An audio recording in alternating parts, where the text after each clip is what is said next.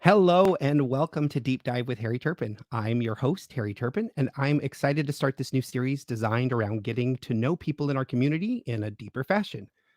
This series is giving me a chance to indulge in my talk show host fantasies. And since we're all homebound due to Miss Rona, I figured why not take this time to live out those fantasies on a public scale? So it's either that or spend the evening drinking a bottle of vodka. And since we're encouraged not to go out to the stores right now, I'm saving that sweet, wonderful, magical water for another night. Special thanks to some people who helped to make this happen. First to Bernetta Vines for helping me get set up and encouraging me to do this in the first place, and to Zandy Carlson for loaning me this gorgeous backdrop, taking it up a notch. I really appreciate the community coming together to help me out. So the way that Deep Dive is going to work is I'll have a guest, we'll have a list of conversation topics I want to cover, and we'll go from there. It's really meant to be a conversation. So if my guest says something that I think is interesting or we want to go further, we'll dive deeper. We definitely want to leave some time for questions for our guests, as that will help you to get to know them better at the end as well. So be sure to type your questions into the chat window. I can't promise that I will get to all of the questions, but I will do my best. Now, because we'll be covering a lot of ground, this means my topics may or may not be covered, which is totally okay. The important part is that we get to connect with my guest in a very real way. And speaking of my guest, I am really excited to start this series with R.J. Tancioco. R.J. and I have been friends for over 20 years, having first met in Village Theater's production of Joseph and the Amazing Technicolor Dreamcoat. Since then, R.J.'s professional journey as a music director has taken him through various forms of theater, everything from educational theater, workshops, professional houses, concerts, and beyond. RJ is constantly working and has been a mainstay of the Seattle theater scene. He's incredibly passionate about new musicals, arranging new music, and the art of storytelling through interpretation. And a fun fact about RJ, he loves a good bowl of pasta. So please help me and welcome to the show, RJ Tancioco. Hi, RJ. Hi, Hi, I'm how are you doing? ready. Hi, thanks I'm for being ready. here. Thanks for being a Hi, part of this. I'm really grateful that you are here. Give me thank you one for having second me. here. So, why don't we dive in first? And why don't you tell me about how you got started musically? Well, I always performed as a kid, and right around I think high school. Yeah, it's probably around high school. I also started playing the piano for fun more than anything. And I had a friend in high school say, "Hey, you should come out to this program in Issaquah called Kid Stage for Village Theater and audition and be in the summer production." So I did that. I got in and I performed that summer. So you And were in the show. You were I in the was in show? the show. I was a Okay. performer in the What show. show was that? It was Sugar. Oh my gosh, I love Sugar. Nobody does Sugar ever. I know, it's very cute. It Who was did it was you a play? great summer. Who did you play in Sugar? Oh, it's the one who dresses in drag. Oh, So okay. So one of the leads. You the played one of the Jack leads. Lemon Okay. role. Okay. Yeah, Yeah. Okay. yeah. That's great. And part of that program is that they also have kids be on the production team the following year. Hmm.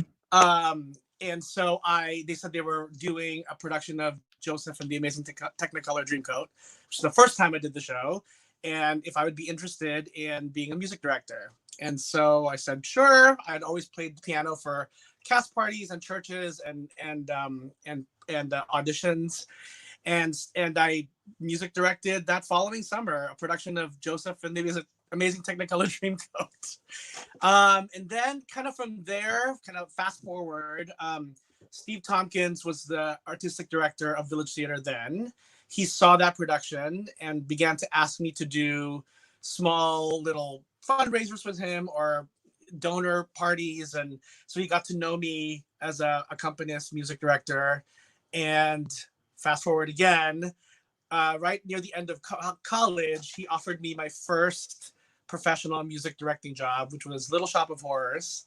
And that kind of led to other shows with him, with other directors at Village Theater. And fast forward again to about 2001, I got to do Joseph and the Amazing Technicolor Dreamcoat again for the main stage at Village Theater. And the Fifth Avenue David Armstrong saw it and asked me to come in for an interview because they were doing a production of Hair that following year. And asked me if I was interested in music directing that. It was one of their first fully local productions. And from then on, it's kind of been a dream. That was 2002, was that That's production of Hair. That's amazing. That's Yeah. great. So, I mean, you've That's been like around. that's like a fast forward overview, but Right. We don't have all of the time to go into your incredibly extensive resume, which is ridiculously long. how's the volume level for folks? Am I talking loud enough? Are people saying it's okay? They can hear me? I think so. Everybody Okay. seems to say that that it's good so far. So we'll go. And if not, please let us know in the comments. Thanks, RJ. Yeah. So I want to dive a little bit more into your background and kind of how you got to be a music director, which is, so I know you went to school and you have a marketing degree, right? Yeah. Is that, I think that there were rumors of something else that you don't have a marketing, like there's something else besides a marketing degree? I do. I have a humanities degree. Okay. So I did this program. I went to Seattle Seattle Preparatory School and Seattle University, and they had this program called the Matteo Ricci program, where you could do 3 years of high school and 3 years of college and get a degree in humanities, which is English, philosophy, and history. And if you stayed another year, like a fourth year in college, you can like work on a second degree. Okay. So that's what I did. So I have a dual degree in marketing and humanities. Well, I mean, they kind of go hand in hand, right? If you understand people, then you know how to manipulate them a little bit better in the marketing world, I guess is how that goes, right? I always say marketing is just about trying to sell people stuff they don't need. No, and you're not wrong.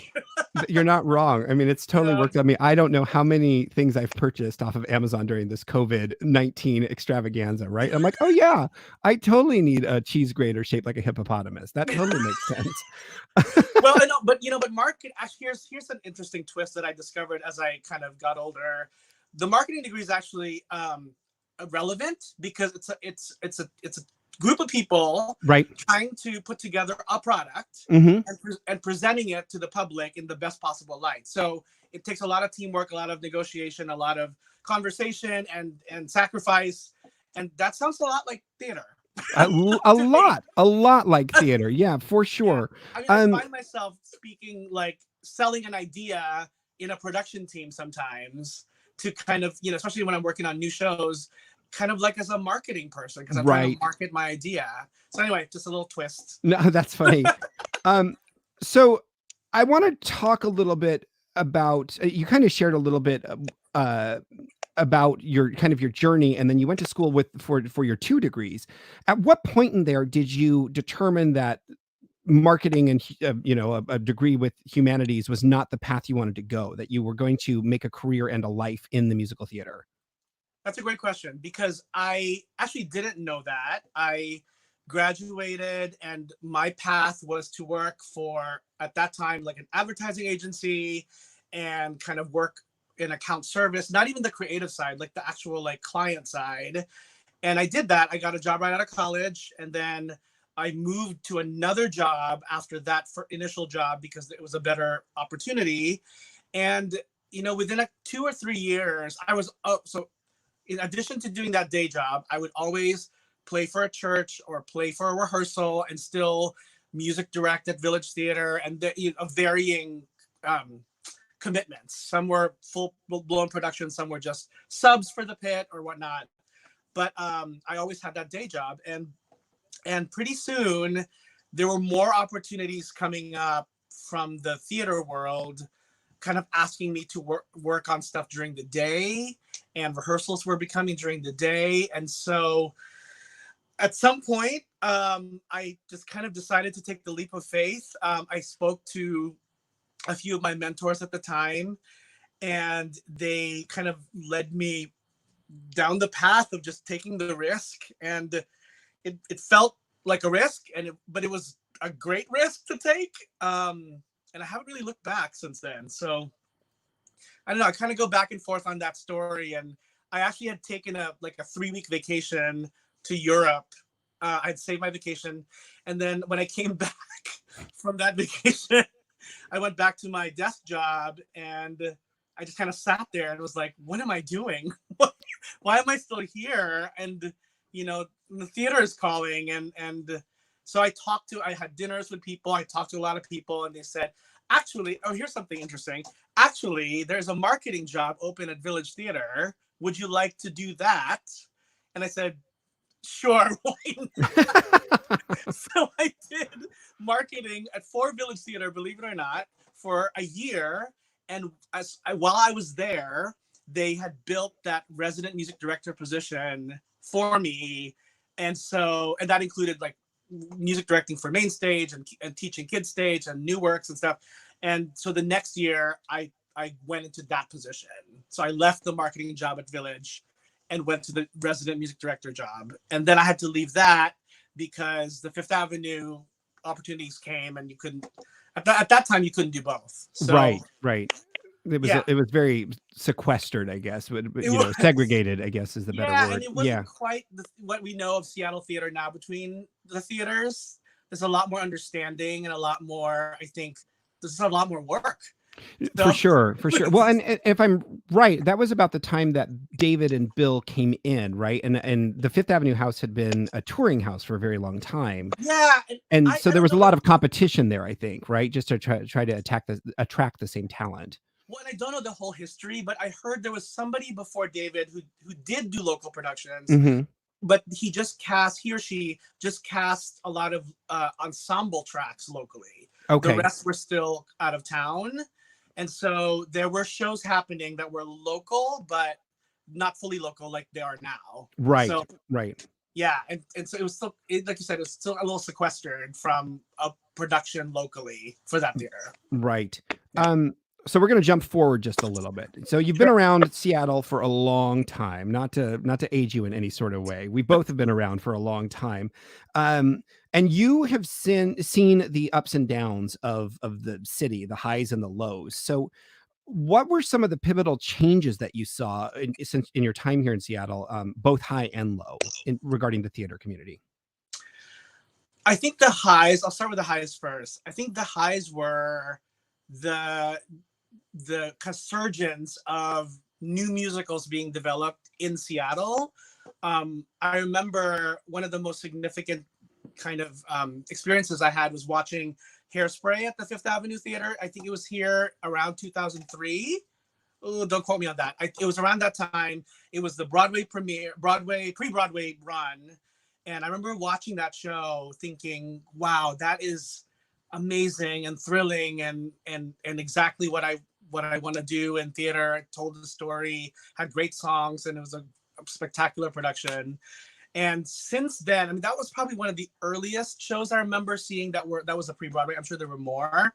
But then since then, we've had the Broadway premiere of Shrek. I mean, at Village, we had the Broadway premiere of $1 Million Quartet. And Next to Normal, there's just been a lot of new shows that are getting national recognition, sometimes international recognition, that started here. So that's a big high for theater in general, for Seattle.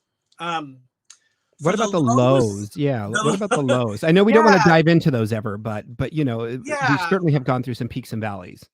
Absolutely. The lows are there's still not enough. I feel like part of the challenge of being an artist, musician, actor, stage manager, I mean, any kind of point person in theater, you still have to figure out a way to manifest a year of earning enough money to kind of live by. So some of us have to be creative, and that includes me. I'm not divorced from that. I mean, I do things from teaching to coaching, auditions, to playing for events, and then I do a music director show, and then I'll run that show, but I'm still doing something during the day. So one of the lows, I think, is there's just not enough theaters here in Seattle that have enough work for everybody that you can sustain a living.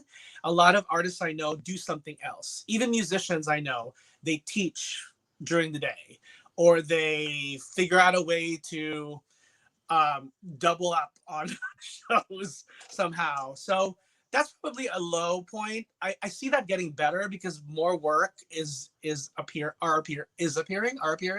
More work is appearing. But then the pandemic. So we'll see what happens. Well, you bring up a really after interesting this. point, which is the pandemic. And, if you remember back after 2001, after 9/11 Yeah, happened, a lot of theaters started closing their doors. And a lot of particularly in the community and the fringe, it was devastating for those particular yeah, organizations. So they shut down. But even the bigger houses had to really tighten their purse strings and figure out what they were going to do and cut back their programming. yeah.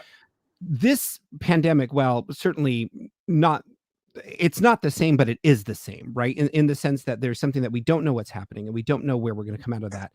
Are there any parallels that you can draw and any lessons that you learned from that 2001 experience that you can relate or pass on in this experience right now?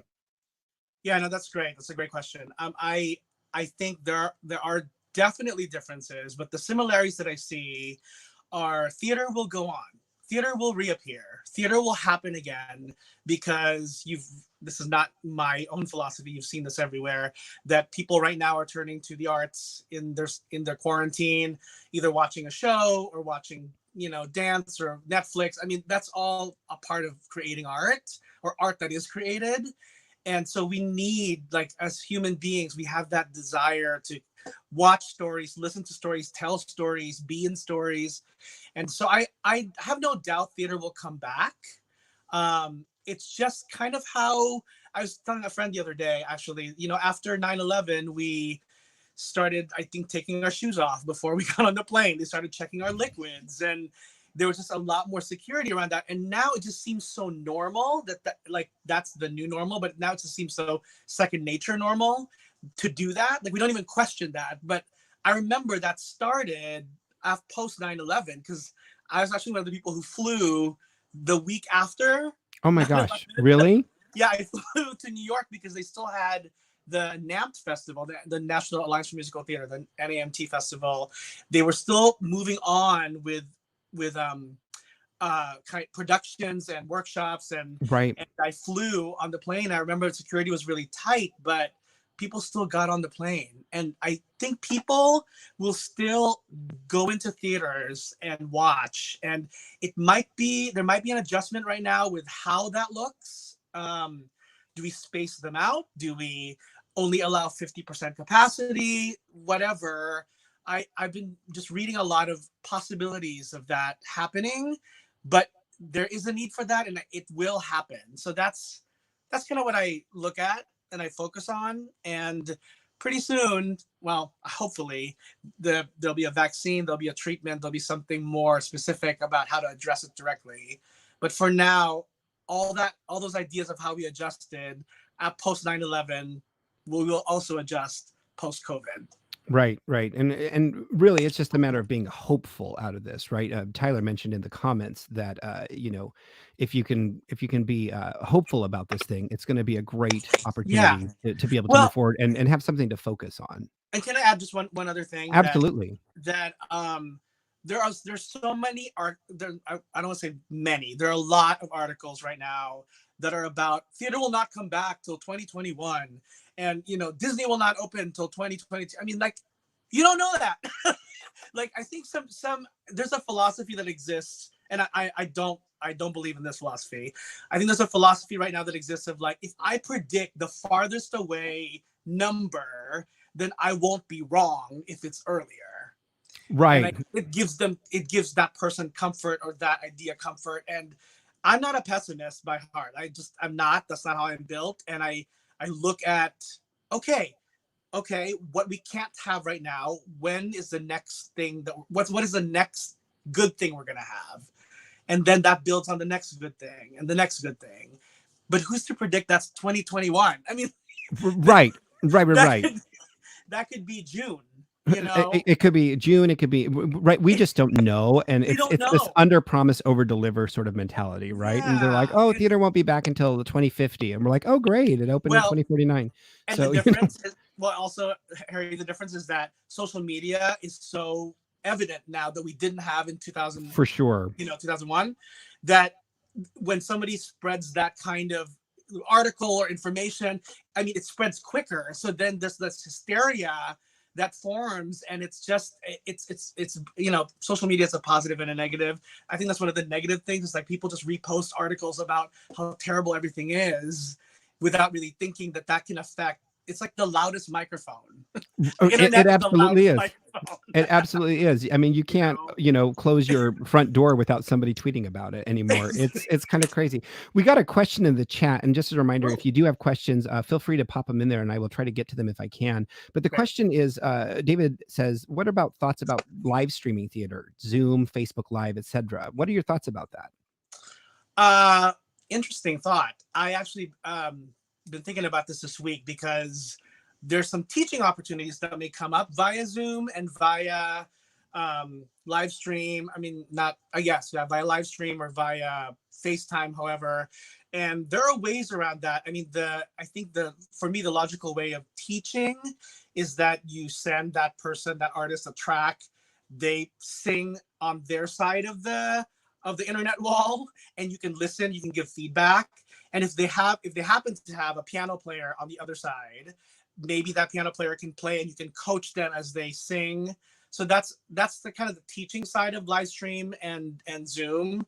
But to be clear about, I think, your question about live streaming shows, lately, I mean, I've noticed a surge in Broadway shows. I think Broadway HDs are recording a lot of the shows that are on Broadway right now, and there's some of, I think, for maybe it's still going on, but there's like a free, you can watch it for free right now. And we all know, as theaters lovers and artists, that being in a live experience for theater is not the same.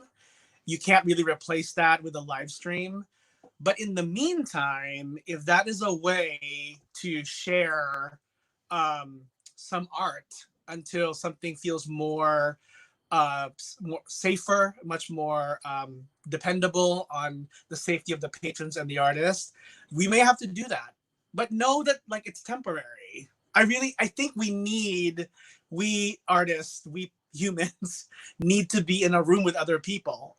I just think that's a thing that we desire. We're social creatures, and not just watching shows, or like restaurants and and parties and going for a long walk with somebody. I mean, all that stuff is a desire from us. So I think there will be some live streaming happening. I mean, right now there are live streaming concerts. I mean, I'm sure most of you caught the Sondheim birthday concert. Some of you caught, I mean, there's a Jason Robert Brown one last night. There's Stars in the House that Steph Rudetsky is hosting right now, with many different reunions of artists. I mean, it's happening right now. So that may still continue, but eventually we will want to be in the same room.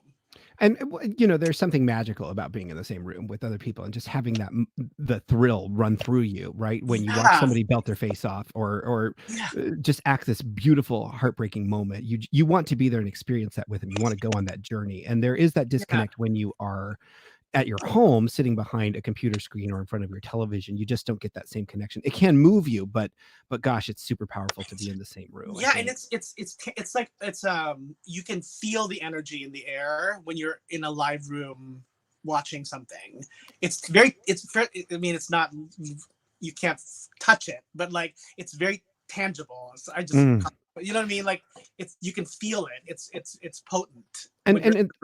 And there's this really lovely thing that you and this group of audience members plus the actors get to share that one moment together, that one unrepeatable moment, right?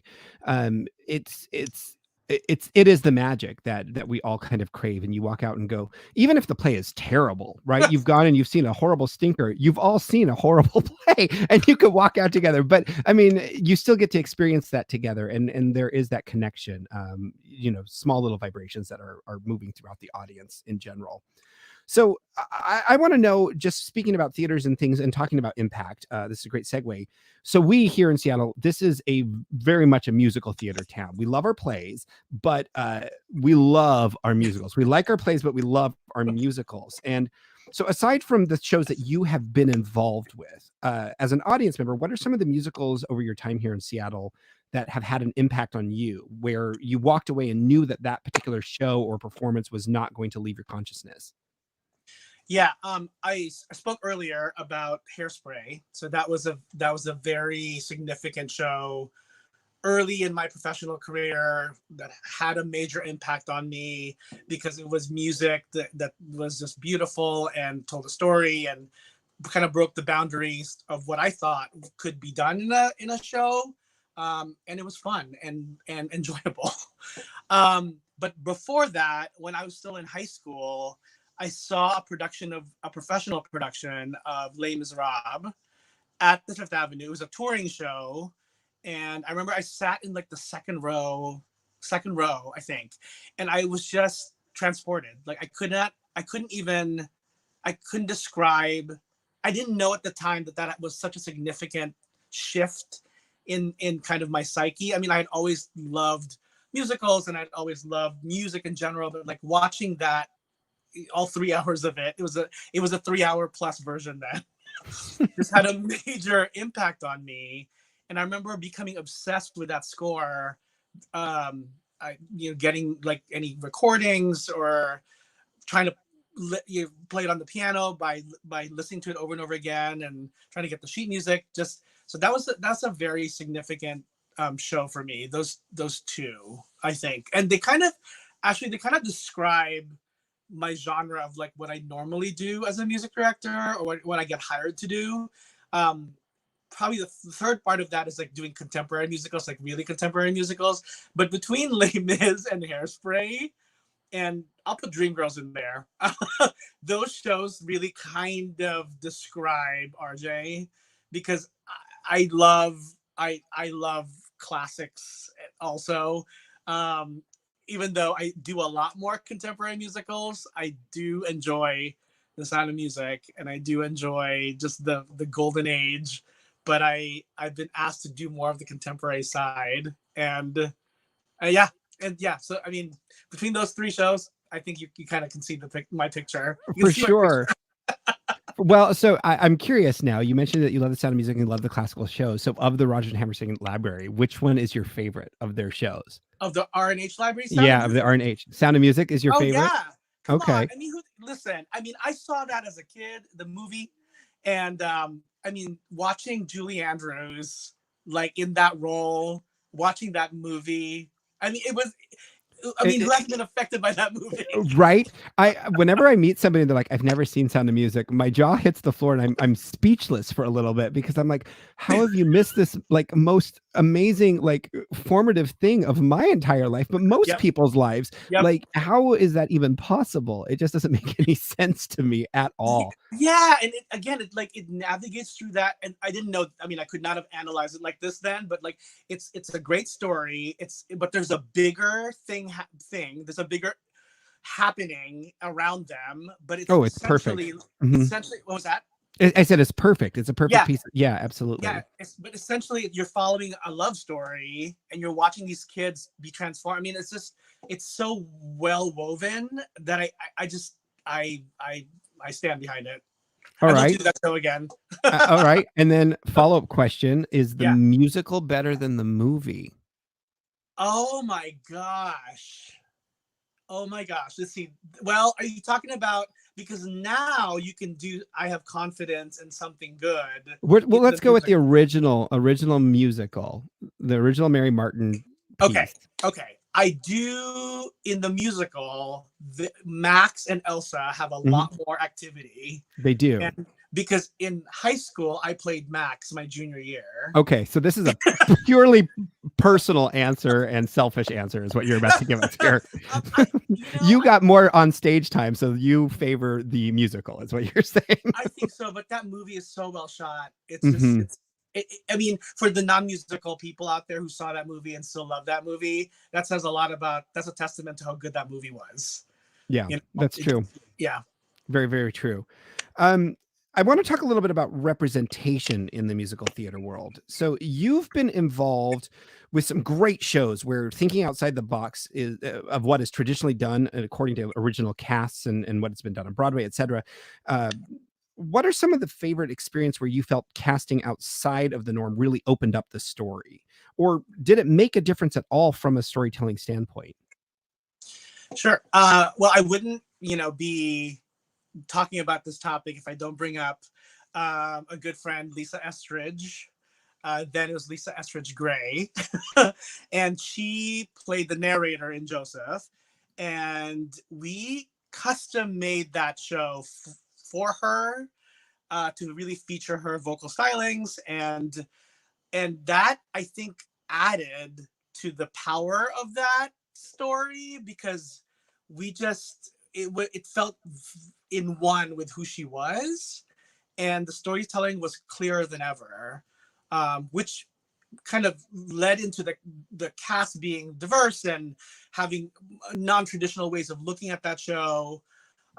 In fact, it was such a great experience, and so following that, a few years later, she was Peter Pan at Village Theatre, and Timothy Pagay was Captain Hook, and the Darling Children were also of color. And we it wouldn't be right if I didn't bring up Steve Tompkins, because he was a big proprietor of that, a big inspiration for kind of non-traditional casting.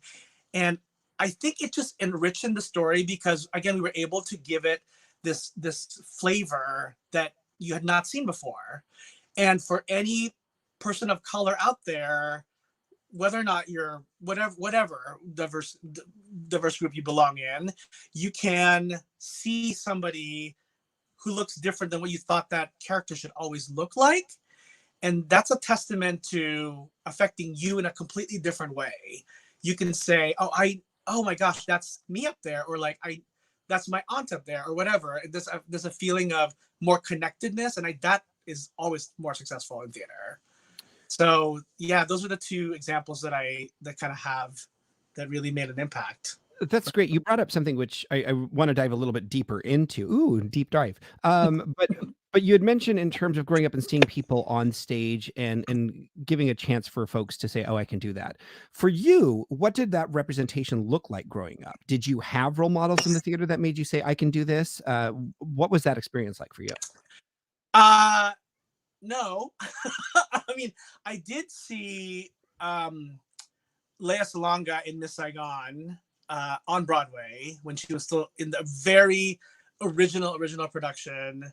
That was what, 92, 93? Oh, maybe 93 sounds right. That sounds about right. Mm-hmm. Yeah, and I saw it with my brother. We flew to New York and saw that show. Not just that show, but we saw a bunch. And I remember seeing that show. And that show for the Filipino community is so significant, that because she was from the Philippines and they cast her from the Philippines, and she became a multimedia star, international star, and it kind of put a lot of Filipino, along with other Asians, on the map. It just kind of there was always, the talent was always there, but when you have somebody like that who kind of makes it that big, it puts that where you're from bigger. It just kind of explodes that. And so since then there have been numerous need for kind of Asian American talent to be more represented. I think other Asian American musicals have existed since then. One that comes to mind is like Here Lies Love, that they just did at Seattle Rep a couple years ago. I got a chance to work on that, and I know it's about Imelda Marcos, but the whole cast was Asian American, so that was exciting. And a few others. So I really feel like that because from my home country, she makes it that big. That was such a significant reason for me to go, oh, okay, this is possible. This could actually happen. So yeah. Well, that's it's awesome that you got to see her, first of all, and great that she was a role model and kind of showing that, and then incredibly sad that there weren't more. And I got to work with her eventually, because that's what happens. You kind of cross paths, and it was a dream to work with her on. We worked on one song together. What was that song? It was Jennifer Paz, who is another dear friend of mine, was recording her debut album, and she wanted to do a duet with Lea Salonga. And this was when Wicked first came out. Like, it had just hit the theaters. And we had to actually ask permission from Steven Schwartz if we could record that song for her album, because the music wasn't published yet. Right. So we got permission and we recorded it. And we recorded the band, and then we recorded Jennifer here in Seattle. And then she and her producer flew me down to LA to meet with Lea Salonga and record with her. And just to sweeten the story, a few years later, I was doing a production of Making Tracks at San Jose Rep, which I don't think anymore, but Making Tracks, which was an original Asian American musical that started at Village Theater. It's going to be done again this season, by the way. Awesome. And I'm gonna get to work on it. Hopefully that everything goes well with that. It's in their season this year. And we were doing a production of it there. And at the end of the show, in that version, the band is on stage. Like, we get rolled out. Oh, wow. All right. So I was very present, kind of, playing keyboards and stuff. And I hear my name. It's like, RJ. And I'm like, who is that? I don't know anybody in San Jose. And she came running down the aisle. It's like, it's me, Lea. And I was mortified. Oh, that's awesome. That I didn't recognize her voice, whatnot. I just felt embarrassed. But she said, I just want to say I really enjoyed the show and great work and good to see you again. I just wanted to say hi. Oh, nice. A very starstruck moment, but I obviously still remember it so vividly. That was around 2003. Wow. 4, okay. Maybe later, actually. Maybe 2004. I'm getting cloudy with the dates now, but it's around that time. Sometime earlier. Yeah. Time is a construct that has bind. Anyway. Yeah, exactly. And that was the song that you guys recorded for Jen's album was For Good. Is that correct? For Good. Oh, I need to share this because me and my brother did it like a little thing at the end where we changed up the ending a little bit. I know what you're talking about. And we asked permission, so that was very legitimized. And somebody illegally uploaded it on YouTube. It's still there. Oh. Still there. And there are like so many comments about this, ranging from "this is so great" to "this is like, why are you doing this? Wicked is sacred." Oh my like, goodness. Why is the tempo different? And I'm like, it's my arrangement, so shut up. Yeah. Thank you, but I'm entitled to my opinion about it too. And never read the comments. That I think is Internet 101. Is never read the comments. I still go back there every once in a while and just read what people have said, and it's just so fascinating. I mean, we're talking years of comments. Oh, sure. Just check it out if you want. There you go. Go to YouTube and check out For Good by Jennifer Paz and Lea Salonga, music directed by RJ. So talking about just finishing out sort of the representation piece, I just want to follow up a little bit. What would you say to people who don't look like the traditional representation of Peter Pan or Ariel or Evita or any of those things? What would you say to encourage them to go out and audition for those types of roles? I mean, I look at the character. So if you were to strip away, I mean, there are some characters that are race specific, right? But there are characters that are just, you can relate to, any human being can relate to. And one of the more recent stories is that Diana Huey, who is Asian American, played Ariel on the Fifth Avenue stage for their production of Little Mermaid. And there were people kind of up in arms about, why is an Asian American playing Ariel? I mean, she's supposed to be Caucasian and redhead, and it was just ridiculous, because I honestly think, why not? Why couldn't she? I mean, she has the right voice, she has the right look, she's the right type, and she knocked it out of the park. That production was really special, and she was one of the main reasons why it was. And so that's why I encourage that. So if you relate to a character, and again, I'm saying, like, you can relate to Kim, but if you're not Asian American, I may have an issue about that.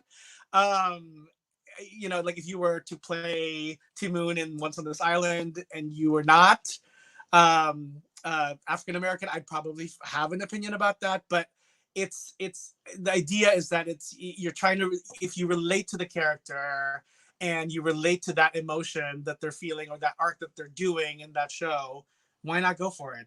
You probably can bring something new to that, and you will look different from what other people might think that character looks like. And like I was saying earlier, you might inspire somebody of your culture to see themselves as that person, or possibly that person. So I think there's a kind of a what do you call it, a scale to try. But I do encourage it. It's the worst case is that you learn their songs. Let's say you can't really, I know a lot of sopranos who learn Kim's songs from Miss Saigon to learn how to belt. That's okay, but like in terms of performing that in public, that might be tricky, especially in this day and age. This is more a deeper understanding, and I think a bigger desire for correct representation, because we've just learned that is ultimately the best way to represent. Is just be accurate. So that's how I feel about that. And it's ever changing. I think it's gonna keep evolving. But she's a mermaid. Why does she right. have to be? Trish said the same thing. That. Trish said that she's a mermaid. She can be whatever we don't know what mermaids look like. She can be whatever she wants to be. That's totally fine. All right. So we're coming up on 7:40 already. This has gone actually really fast. Wow. And I know people want to get to questions. So I'm just going to kind of go through a couple more questions and then we'll turn it over to questions. And we are happy to go a little bit long if you folks are willing to stick around. We'll end it whenever we end it. But if you do have questions for RJ, please feel free to put them into the chat window and I will make sure to grab those as we get into auditions. RJ, so I'll set the scene. Let's talk about auditions just in general. You are playing the generals for the Puxatawny players. You're playing their season generals. What are your top 3 pet peeves in the audition room? Okay. And this is just my opinion. Just RJ's opinion, friends. Not endorsed by the National American Theater Wing or anything like that. Just RJ's opinion. One of my biggest pet peeves is if you walk in and you do not have your music in a binder. Okay. I think you expect us to take you professionally, to respect you professionally. We expect the same. So you should come in not with loose sheets of paper, and you should take the time to make the right edits for music, put it in a binder so that it's easy page turns for the accompanist, whether or not it's me or somebody else and I'm watching, I'm behind the table, whatnot. So, and if you don't, that already takes a few points off of you, believe it or not. Because if that person, will that person appear in rehearsal? Right. without a binder? I mean, will they have loose sheets of paper? And I understand that there are many life emergencies that could happen, but I think just put a binder in your car. Leave it in your car. Your emergency binder. It's like your overnight bag. You just keep it next to your gym bag. And if you're gonna binder, usually a lot of audition places now have like a hole punch. In right. fact, when I play for generals, I usually say to the person who greets you to make sure that there's a hole punch here to punch the holes. It'll just make them be better. Right. One. Number 2, I'm actually not a big fan of a lot of small talk with me specifically, where you're just talking to me and not the 10 or 5 to 10 or 20 people behind the table, because we have, either I know you or sure. Most of the time it's actually you don't know me and you want to get to know me, and you're now talking to me with your back turned to them. And I'm trying to like move this along, and I'm in the awkward position now of trying to move you along so that you can just it's about you. It's not about me. Right. So a quick greeting, and then just let you know what your tempo is, and I'll turn to you when I'm ready, sort of situation. Yeah, and the quick rule of thumb for there is like, if we want to do small talk with you, great. Mm-hmm. But we like the people behind the table, we should generate that, because it appears fake. I hate to say it. Sure. No, yeah. I think that's fair. No matter how sincere you intend to be, and you probably are sincere because you want to network. It's still that's not the time. It's not right away the first thing you do. Let's hear your audition, maybe a little small talk afterwards, and then kind of say goodbye. Again, it's my opinion about that. All right. What about number 3? Yeah. Number 3. This is so universal, but like, come in prepared. Just come in prepared. We know when you're not. It's whether or not you think we don't know. You have a cold today. Your heel got stuck in the gutter. Whatever you were. We know if you don't know something. I have not met a person yet, even the greatest of performers in Seattle, who can fake that they know something. We just can see that, and we can smell that. and we can tell right away. Right, So just right. come prepared. Now, I want to be clear that sometimes you will get nervous and you will forget words and you will skip a quarter note or something. You will make a meter up. That's different. I can see that too. I can see when you're making a mistake, but you ultimately know the piece. But if you come in there, especially for callbacks, and you have not prepared, we know. Right, right. And sometimes that's fine. But most of the time, come in prepared, please.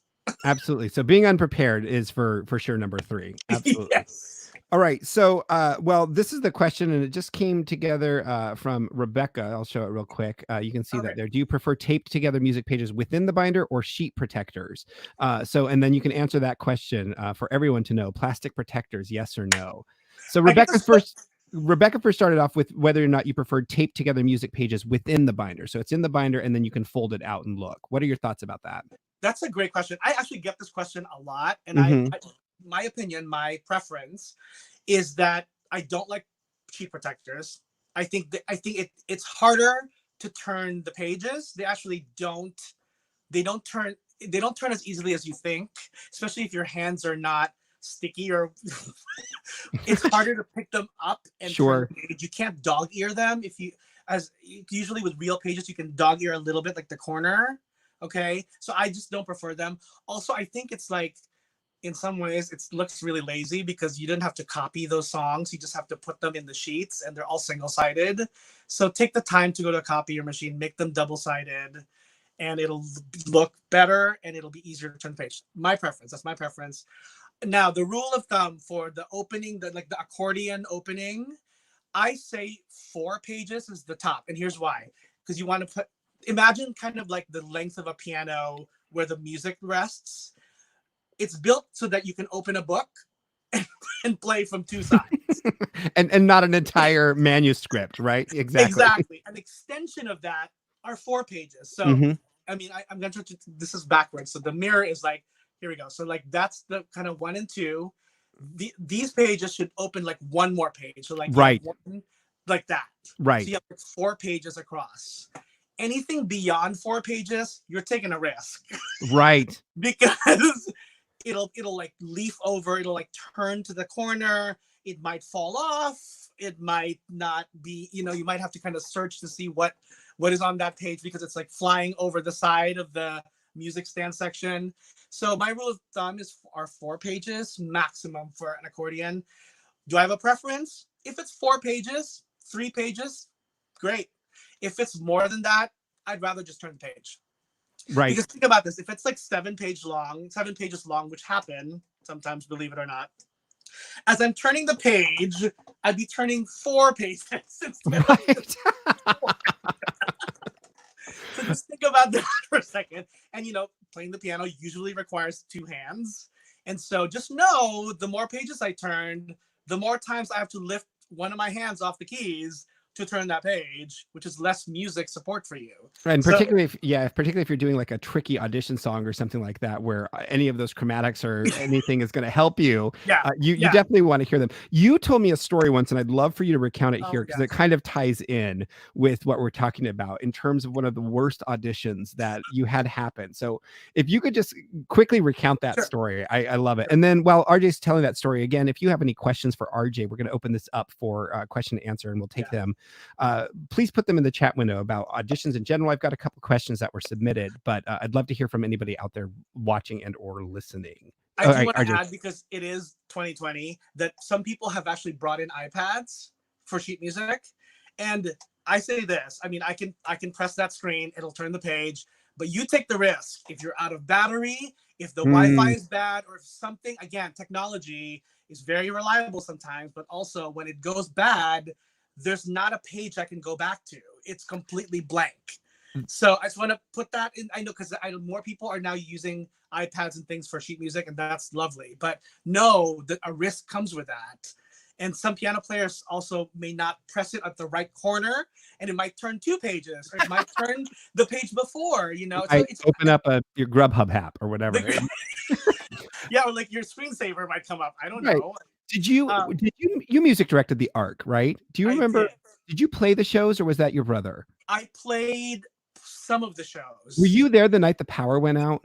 I was Okay, so playing. this is one of my favorite stories ever, if I can just indulge really, really quickly. But we're all sitting there doing the art, and we're in first stage at Village in the smaller space, and it's like a windstorm or something, and we're there on stage, like whoever's playing Noah is on stage, and he's singing this beautiful ballad or getting ready to go into the ballad, and the the power goes out in the theater, but somehow. No, I think it was David Earl Hart. It was David. It was David. Yes. And the power goes out, and somehow the generator was able enough to keep on just a little bit of electricity, so they had a spot. But the band was all electric instruments, so everything goes out, everything, and all you hear is I think it's Joseph stumbling over all of the musicians to the back of the pit because there was this old janky piano that was just living back there that had probably been there since like the days of Noah, and he sits there and from memory sits down and plays the song, so that way David, without even missing a beat, goes right into the song and continues. And it becomes this beautiful acoustic moment. It was amazing. It was and absolutely bizarre. Yep. Yeah, I mean, and think if you had an iPad, right. So yeah, take that chance. Take that chance. We have a question. Did you want me to tell you that quick story? Oh yes, sorry, I didn't want to jump. Okay. Yes, please, quick, tell that story. Maybe wondering. I'll make it very quick because it kind of addresses all my pet peeves. So this person came in with 7 sheets of paper. 7? Yes. Oh my gosh. Maybe it was 8. Actually, it was a lot. And this was recent too. And 7 or 8 sheets of paper, all loose, no hole punch.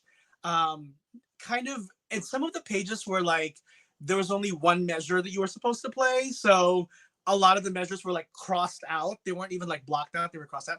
And so you can imagine what a piano looks like, or a keyboard. So I had to strategically place the 7 pages kind of around the piano so that I can kind of read and stand up and read and sit down. And I think I put one next to the bench too, so I can kind of look there, because I just didn't have a lot of like topographical space for the music.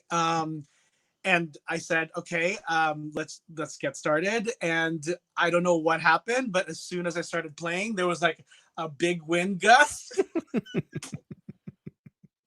And 2 or 3 pages just kind of flew. And what do you do at that moment? I mean, I stopped playing. I had to pick up the sheets of paper and kind of recover. And I think we started at the middle of the song and kind of finished it out. So that's just a quick little anecdotal story about why I think it's a pet peeve. We want you to look good, ultimately. We want you to sound good. So eliminate all the room for error as much as you can that's in your control. That's great. Put it in a binder. Put it in a binder. Put it in a binder. We're getting a couple questions, and I want to jump to those. I think just in terms of finishing up, and it kind of covers what we were about to talk about, which is auditions in general. So the first question is going to come from Tyler Hart, and he says, in a callback, what helps you decide if an actor can pull off the job? The top 3 things that you look for. In a callback now. A callback, yes. Okay, I just want to clarify the callback. That means we've seen your initial audition. Correct. And you're doing material from the show we're casting you from. For. Correct. So the question, I just want to make sure I understand it. What helps you decide if an actor can pull off the job? Okay. My department, I need to be the most expert in the room for the musicality. Meaning, can this person sing the role? And it's not always can they sing the role today, but do they have the potential to sing the role? Because in this day and age, there's more negotiation that can be involved with. After you cast a person, you can change the key of a song. You can kind of figure out alternate notes. I mean, we try not to do that, especially for some more classical shows, but sometimes it's not as far-reaching to change the key for an actor that we really like for that role. So I listen to their musicality and to see if they are able to hit the notes that are on the page and interpret the words and lyrics. That's the same. Words and lyrics and emotion of the characters, of the character they're creating. Number 2, I look for kind of their workability. Like, are they able to accept notes? And when I say notes, I mean like, hey, can you try that with this intention behind the sound? Like, don't belt that note, or mix this note, or can you soften this dynamic? Can you expand this moment? Can you make this more intense? So, and how they respond, we look at that. I look at that because that's how maybe you are going to be in rehearsal. Let's say you do book the show. I want to see if there's a potential for us to work well together, honestly. And that in the rehearsal, in the audition setting where there's a lot of pressure, kind of being willing to be malleable is really, really important for me, for me as your music director, and I'm sure for the people behind the table, to see how workable are you, how malleable are you. Are you coming in here doing the grand performance of this character where we haven't even started rehearsal? So I look at that. I look at that like malleability. And the third thing is kind of like the same as I said earlier. I look to see if you're prepared. The three things I look for is preparation, and I know when you have it. And here's the thing about that. I would appreciate it if you actually just told me and told us, because sometimes actors, you're amazing, first of all, but sometimes you get the material like 2 days before, and there's life, and how do you really invest as much time as you would like? So just tell us that. And we probably know that because we gave you 2 days to learn a song. Sometimes we give you the song like earlier today and we ask you to learn it in the hallway, and we will be forgiving about stuff like that. But if you've had the material for like 3 weeks and you're called back for this one role and you still haven't prepared, I look for that. I look for preparation. I know. We know. And Very, this is very a lot true. about your etiquette as an actor that we cast. Absolutely. You know? I mean, I always say that if there are two actors who are equal in talent level, the person who is the more workable, prepared, organized will probably get it over you. You can be equally talented, right? So that's not even something to decide from. The person with like that reputation of being prepared and kind of a well-oiled machine will probably get the job. Yeah. Absolutely. No, I totally agree with that. For me, it tends to be who do I want to spend the next 3 months working with, Thank you. and who's gonna do their job and allow me to do my job. Yeah. So there is a follow-up question just from another person who asked, and other than assessing whether or not the actor has the necessary talents or skill to fulfill a role in an audition, which you kind of just answered, but is there anything else that you want to add in terms of like what are one or two other important things that you look for in addition, or do you think that you've kind of covered that? Yeah, I mean, workability, I think, like flexibility, preparation, kind of ease in receiving notes and kind of working through stuff. Does this actor get flustered?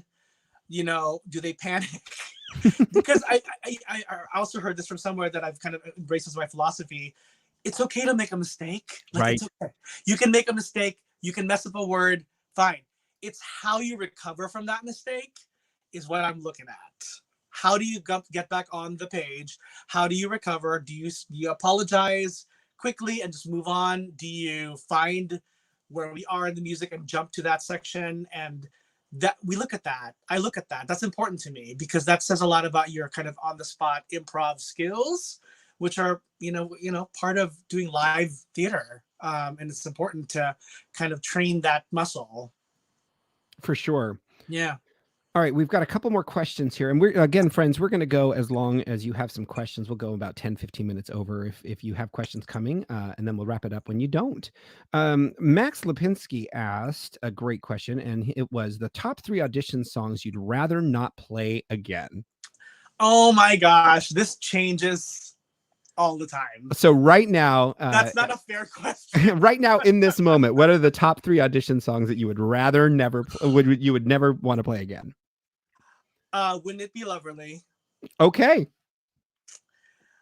Well, right now, this is such a personal opinion because I just music directed She Loves Me. Mm-hmm. But for a long time, every soprano sang Vanilla Ice Cream. And I had this joke with the casting person at Village, and we're saying maybe Village Theater doing "She Loves Me" will stop people from singing Vanilla Ice Cream. It's a great song. I mean, we all know we love that song. It's so complete, and it shows you off so well. But I'd rather not play that. Well, and you know that it came in every single Broadway compilation songbook that has been ever released. Like, even the ones that, like, it'll be in a contemporary musical theater book. They're like, oh, yeah, let's just throw that one in. We got the rights. It's free. Let's cram that one in there.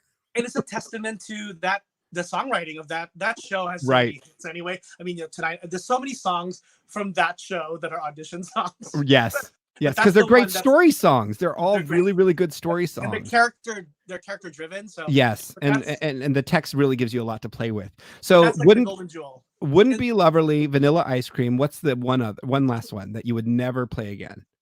Corner of the Sky. Corner of the Sky. All right, a little Pippin in there. I love Stephen Schwartz so much, and I love that song so much. But there's so many more songs that satisfy that. Plus, and here's one thing: how it, like I said, it changes every year. Some like that song at the end, there's like 8 bars of just the piano. Right. And unless you edit that, because some people don't edit that, you're just waiting for me to finish. Well, you know, you're waiting for that. You're waiting for you to finish so you can give that really well placed. Just that little sigh at the end, right? That little finish button on the end of the storytelling. add to moment with like the time. Yeah, exactly, right. So and there's so many more songs that are the same, actually more of a range. So right. Well, yeah, no, I'm with you on that. It's a fun song to sing, but maybe not at auditions. Yeah.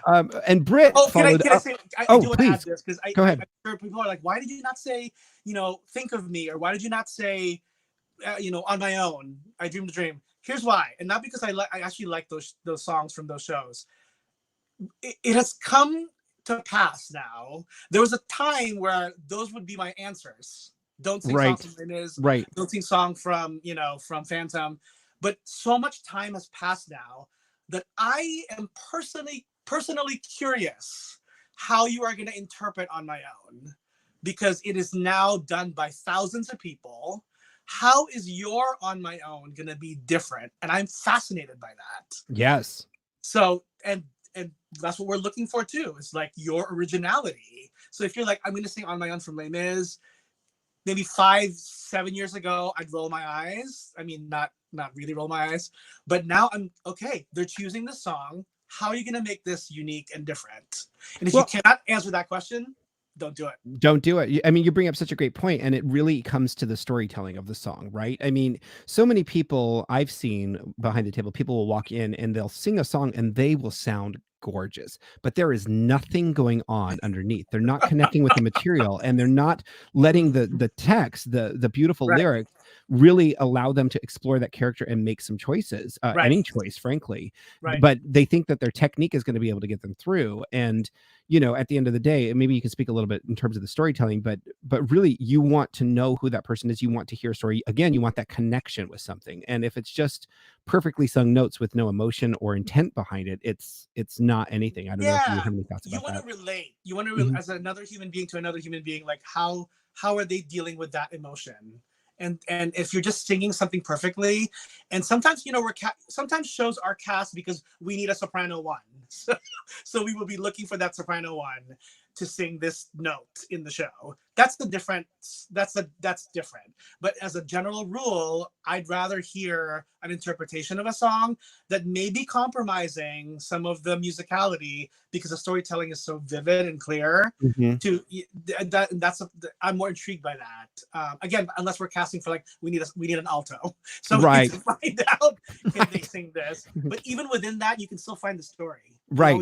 Exactly. You always can. I mean, even when you get into doo-wop songs or jukebox musicals, you can still find a story in there. And if you can't, then you're not doing your homework, is what I think. A follow-up question came from Britt as well as Rebecca, which is, what are some songs that you always love to hear in auditions? Oh my gosh. What kind of, or some just like titles? Just songs. If somebody brings that in and sets it down on the piano, you're like, oh, I love this song. And I know you have a huge love for most musical theater songs. So maybe the answer is all of them. But but is there like maybe one or two that just kind of pop up and you're like, oh, I have a great time playing this song?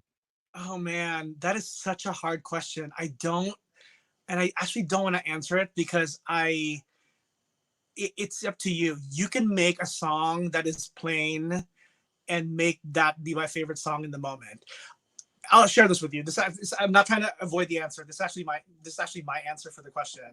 Is that when you're singing a song that you're interpreting and sounding great doing, you know the ins and outs of all those verses, all the note gymnastics, whatever, you transport us and you transport me, and I begin to play with you, because a lot of great accompanists actually have a this is my metaphor. I think when you play for auditions, especially, you kind of are both in a roller coaster ride and you're like just going down the hill together.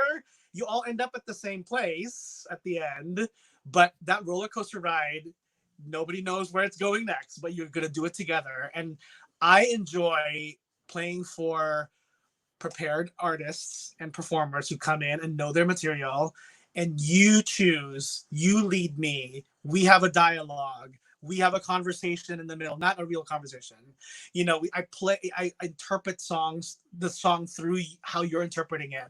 That I will like any song, even like the three that I mentioned earlier.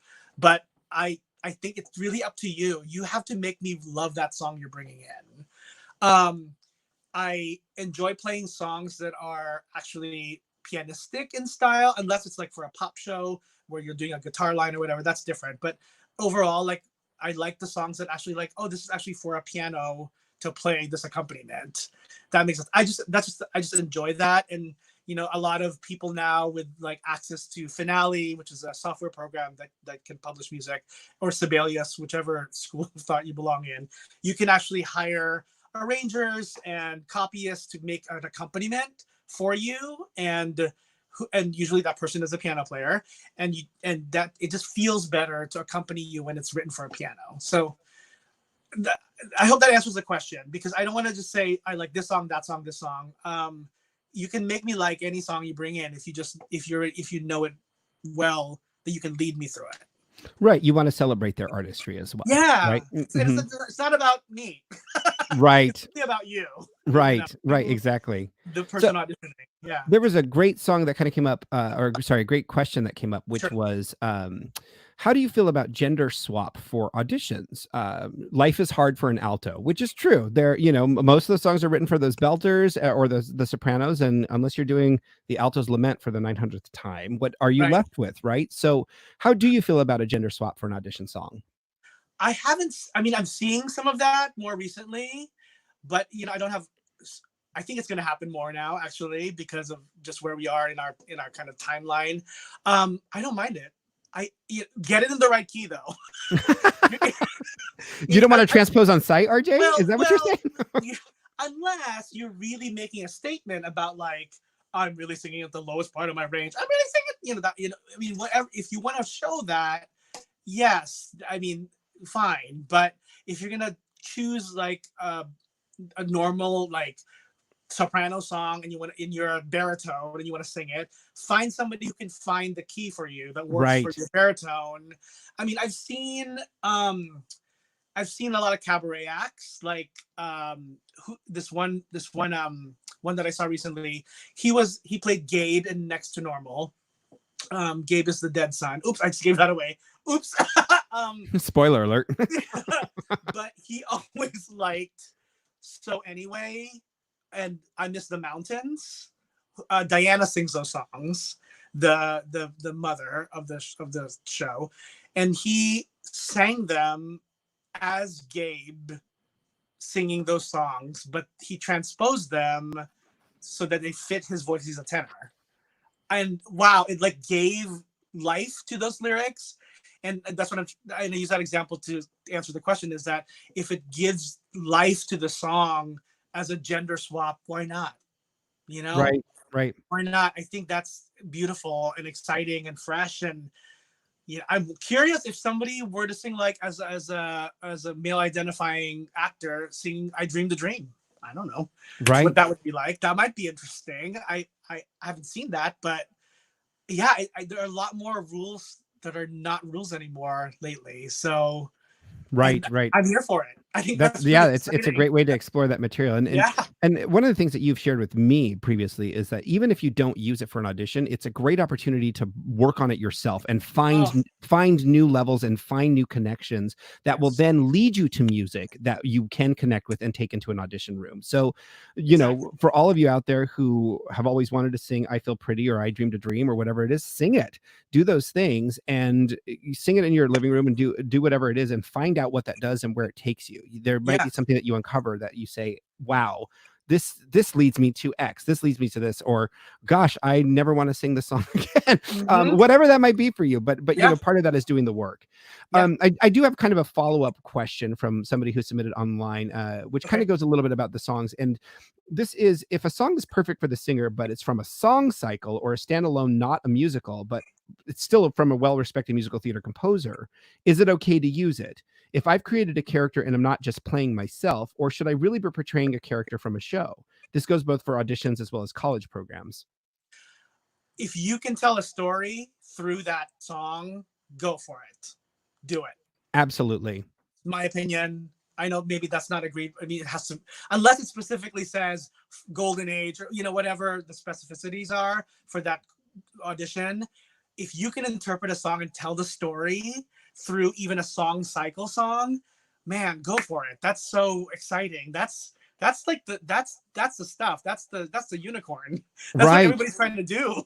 Right. So if you can do that for us even a pop song, Hmm. you know, that's cool. I mean, and again, because rules are, especially lately, just changing and moving, evolving, I think that's exciting. So if you can interpret it and you can tell the story through it, go for it. And again, to your point, be prepared, because where you will fall down flat is if you haven't done your homework. Yep. And you know, if you come in and you decide that you're going to sing the song cycle or whatever, and you're like, oh, I sang through it once, that should be good, I'm going to Yeah. interpret it. No, you're not a one take wonder. Well, Make sure that you know your yes. intentions behind that. And I will say sometimes, because I mean, this is a generalization, so forgive me. Some of the song cycle songs are, you probably heard it on some YouTube channel that, you know, they're just singing a cabaret of that composer's songs, which is fine. One of us will probably know who you're mimicking.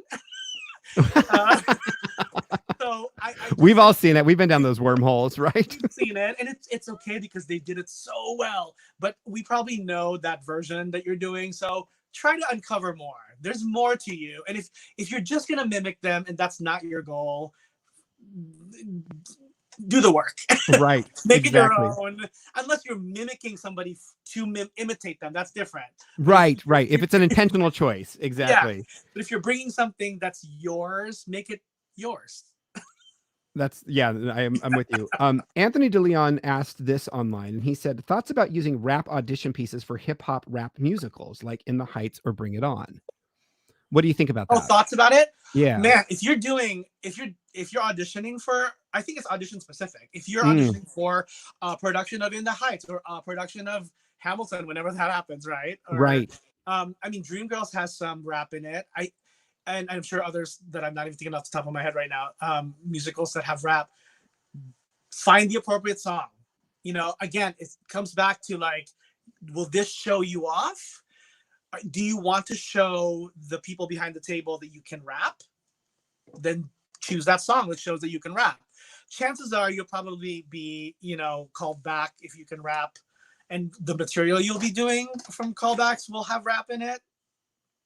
But if you're doing it to break in the general audition and you want to show them you can rap, go for it if it's appropriate. Right. I mean, if their season is only Oklahoma and, you know, and My Fair Lady, I don't know. My Fair Lady, probably rapping is not really the best choice at that particular point. Yeah, but it's a different take for Eliza Doolittle. Who knows? Well, it could work. some songs from In the Heights and Hamilton. I mean, they go into singing. So right. Then just see, does that show you off the? Ask yourself that question. Will this show me off the best for the role I'm auditioning for? Then evaluate. Right. Yeah, no, that's a great point. And that connection too. I mean, always make sure that you have that connection to the material. Yes. What would you love to see from local artists during this pandemic in terms of online engagement? This comes from Savannah. Oh, fascinating. Okay. I'm not sure.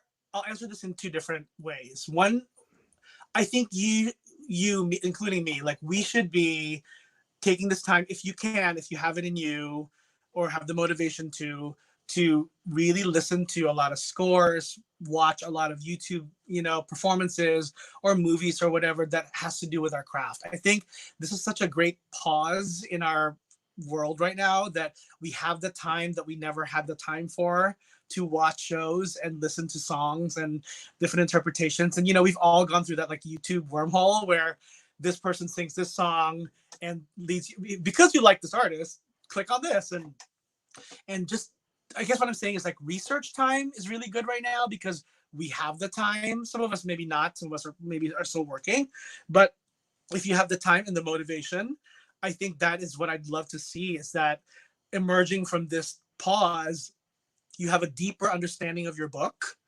or a deeper understanding of new material that you want to uncover and learn and present the next time we're all open. Use this time, in terms of online engagement, that's tricky because some people are just singing songs and putting themselves on YouTube or putting themselves on Instagram or whatever. And I mean, that's your choice. That's your prerogative. Just know that nobody may watch that. Or like the wrong audiences may watch that and give you an opinion about it. And you don't really care about their opinion. And that's just something you have to kind of, I don't know, sift through.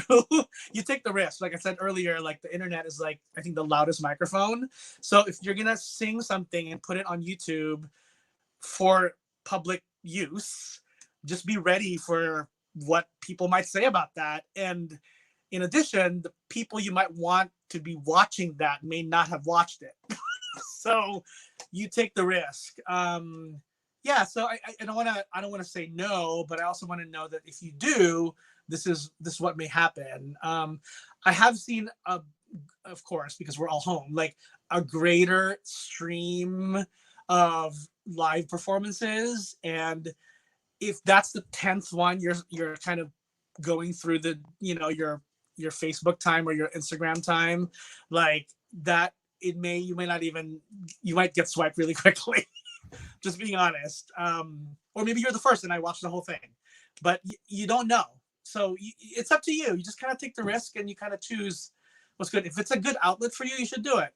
I mean, maybe that's something just you want to perform and know that somebody is watching and that's enough. That's okay too. I mean, we all have ways to cope, the need to perform. So if that is yours, then it doesn't hurt. But no, the people will have an opinion because we all have an opinion.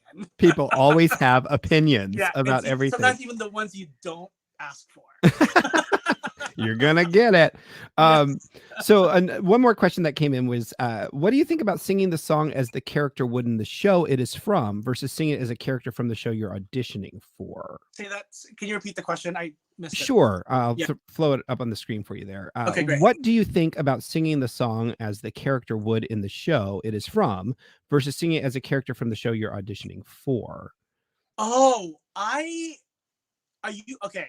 If you're bringing in a general song from the show you're auditioning for as one of the songs from the show you're auditioning for, that's a risk because you're already assuming that you're going to be called back for that role. Right? Like basically, I just my opinion, you're saying, oh, I know how, Jack sings in Into the Woods. I'm going to sing Giants in the Sky for my general audition for Into the Woods. Right, okay? right. That's like it's icky. I mean, unless you're magnificent, it's just another barrier against right. But if you choose a song that is Jack like, and you want to do a song that is like Jack from Into the Woods singing that song, that's great because that's what we're looking for. We're looking for an interpreter of words, a singer who matches the character and the right type. So if there's another Jack-like song that fits Jack Into the Woods that's not from that show, go for it. And that always goes back to doing your research. One of my favorite stories about that particular topic is around Faith Prince. And I'm sure you know this story, but when Faith Prince was auditioning for Guys and Dolls, she was called back and it was her like 5th or 6th callback at this particular point. She's in the final rounds and they're like, prepare a song, and come in and sing it.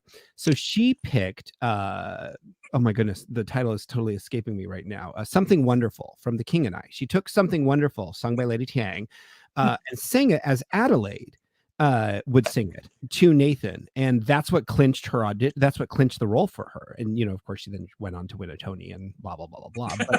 But it's one of my favorite stories because she did her work and she figured out that, okay, how is this character feeling? This song is going to encapsulate that. That's going to capture all of the feelings and the intentions and what this character is trying to say, and I'm going to perform it as that person. I love it when people take chances like that and bring it in and Yeah, show. and she wasn't playing Asian American. She was No, playing the she was playing character of that song. Yeah. exactly. Yeah. And that's just always much more exciting to kind of watch people put a new spin back to your I Dreamed a Dream story. How fascinating would that be if a guy came in and sang that, right? Yeah. It would be a really, really interesting thing. So I think that we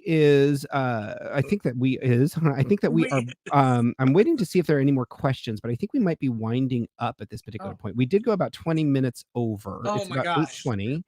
People aren't bored. So, well, no, everybody seems to be sticking here and hanging on, but I'll give you guys just a couple more seconds if you want to submit another question. I'm watching the chat window and I can pop that in. Otherwise, I'm going to go ahead and take this time just to remind you to, I hope that you've enjoyed this first edition of Deep Dive with me. And if so, please go and like my YouTube page where you can follow along and see any of the other interviews that I'm really doing. I'm hoping to do this on a monthly basis. And I'm lining up my guests right now for next month. I was hoping to announce that tonight, but unfortunately, I do not have that information for you. Frankly, I'm just grateful I have a background. So somebody did ask me about, is this going to be available after it airs? Perfect. Yes, absolutely. So it will be available on my YouTube channel, which is Deep Dive with Harry Turpin. You can go ahead and search for that on YouTube and then subscribe and then like it and leave comments that we may or may not read 5 years from now. We did get another question, from Alex Gallo that says, what are your thoughts as casting directors coming back from the pandemic? Do you have predictions on who or who will not show up to the audition? Ooh, that's a great question. That's a great question. I have some thoughts, but I'd love to hear yours, RJ. Yeah, so I just want to make sure I'm going to answer this correctly. What are your thoughts as casting directors coming back from? Do you have predictions on who or who will not show up to auditions? I don't know how to answer that question. I think we're hoping that actors will be hungry to kind of be back in the room and play again. So I don't want to make any assumptions. I think the real kind of the real renegade actors will be the ones kind of chomping at the bit, ready to try it. I think those will be the first ones to kind of be, yes, I'm available. Yes, I just want to be in a show. And we may have a great choices because people will be available and more willing because they've been so hungry to perform. Right. But I don't think I don't know if it's anybody who will not show up, especially because it's been taken away from us right now temporarily, and I think there's going to be a pent-up need to kind of let it out. Yeah. No, I think you're right. I do think my concern has been through all this pandemic is that I've had a lot of friends who this has hit them really, really hard, and gig workers and things like that, losing their entire income and any way to make money, particularly folks who are doing theater, but also working a bartending job or doing the other things that allow them to live an artistic life. My biggest concern has been that it's going to get to be too heavy for them, and so they may just throw in the towel. And I'm hoping beyond hope that is not the case, that they are able to muscle through and be able to find some sort of support in some way to be able to continue to be those amazing artists that they are, and do their art out in the world. Everything is so unknown at this particular point. It's hard to know what the next steps are going to be and whether we're going to be able to do anything in the summer or the spring or winter summer next year, some year, from Jerry Herman. But essentially, as he says, time heals everything, right? So essentially, I'm not going to sing the song for you, but really, I'm hoping that everybody who has been going through the struggle, my concern is that I hope that they will find the strength and the support and have those people to check in to be able to come back and be the artist and give their talent to the world. That's super important to me, and I know for you too. We've had not exactly the same, like I said earlier, we've had world changes that have happened that have stunted theater, and I think we have come back. and maybe we can come back stronger than ever. And don't you want to be one of those people on the front lines coming back stronger than ever? Yeah. I mean, I just think about that, and how exciting would that be to be, like that. I've thought about this more recently because it's been a month and a half now. Yeah. The first time like you hear that audience applause, like, Oh my gosh. I'm getting like goosebumps right now. Like, Yeah. because I usually piano conduct in the pit. Like I can feel that applause like at the back of my neck. Usually I'm a little high, the audience is right behind me. And just that I'm imagining the first time that happens again. Yes. How Oh my gosh. exciting that, you know what I mean? Oh my gosh. How exciting that's gonna be. I don't know. Just something, and I want to be a part of that. Like I wanna like be there. Oh, absolutely. Well, and not only for the performers hearing that appreciation of your art, but that pent up feeling for all those audience members who don't get a chance to perform, but are like, oh my gosh, thank you for doing this thing. Yeah. Right. Yeah. It's gonna be, I'm hoping and predicting that there'll be just massive amounts of love and joy once we get back into the room and are able to do that. Right. We have one more question. I think this is a great question to close out on, actually. Okay. Kevin asked us to please tell us about someone who auditioned for a show with you and who has grown tremendously over the years. Oh my gosh. So we'll put that out there and let you think. And while you're thinking, I'll come back to you in just a second, RJ. But again, I want to remind everybody, if you have not had a chance, please subscribe to the YouTube channel, Deep Dive with Harry Turpin. You can follow all of the upcoming interviews that I might be doing. And if you have any suggestions for folks that I should interview, feel free to reach out and let me know. I'll take a look at that and see if I can schedule theater. Mm-hmm. A lot of those then high school students have now been on Broadway, been on national tours, been on TV. I mean, like there's so many, and I'm just a part of. I was just one person they met along the way. I mean, I was just one music director who they worked with. And so to answer that question fairly, there have been many who have auditioned for me. And I'm thinking of like my kid stage kids who are now in national tours and on Broadway, and I've kind of pursued this as a lifelong dream. It's as your educator, I feel so lucky to have led in some way, have affected you in some way, and that's cool. I'm here for it. I want to do that. I want to keep doing that. And that's what kind of keeps me wanting to teach younger people too. I'm still involved with the Kids Stage program, and I still do other youth theater programs in the city, just so I know I've met them at that younger stage of their career and will affect them somehow. I just enjoy kind of passing that legacy on. And I'm not just talking about young children. I mean, some adults have just grown to be better performers because they've just done more shows, and they keep getting cast in more shows now because they've found the confidence from something they learned in their first show where they had one line and sang in the back. So I'm here for it. I'm here for that, passing the legacy on. It's really important to me, actually. It's very important. That's awesome. And you've certainly made a huge impact on a ton of people, RJ. Thank you so much for giving up an hour and a half of your time this evening to do this and answer questions. And I really, really appreciate it. And I appreciate you. For everybody out there listening, thank you so much for tuning in to Deep Dive with Harry Turpin. Again, I want to thank Burdetta Vines for helping me get this going and loaning me the Rhodes mic as well as some equipment until mine shows up officially. It's all on back order. And for giving me the idea and the support to be able to start this, as well as I want to thank Sandy Carlson for loan of the backdrop, as well as Angela Snyder for helping me to set it up and do some additional things on the back end here. This has been Deep Dive with Harry Turpin. I hope you've enjoyed it. Let me know, leave your comments, leave your thoughts, and I will see you next time. Thanks. Have a great night.